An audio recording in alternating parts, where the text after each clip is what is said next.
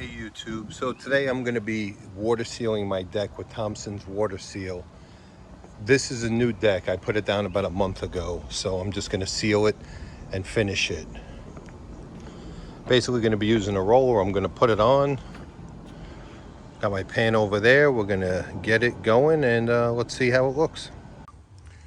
Okay, just doing nice even strokes. Back and forth, and we're going to seal the whole thing this way. This should go nice and quick. If you have a deck that is not new wood like this, then you're probably going to have to clean it well with a deck cleaner or pressure washer. Okay, we're getting there. I'm making progress. This is going very quick. This is only literally about 10 or 15 minutes so far.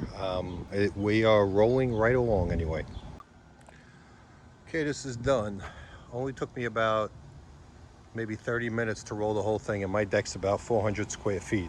So now we just gotta wait for the whole thing to dry, and we'll see how it came out. Hey YouTube, so I finished sealing my deck yesterday with Thompson's Water Seal. Actually, about 12 hours later, it started pouring, and it rained on the deck, but everything's pretty much dried up now, and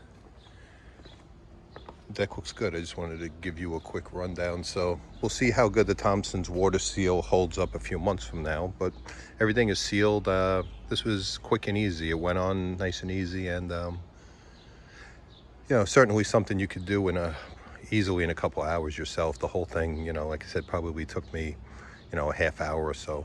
So anyway, if you like this video, give me a thumbs up and subscribe to my channel. Have a great day.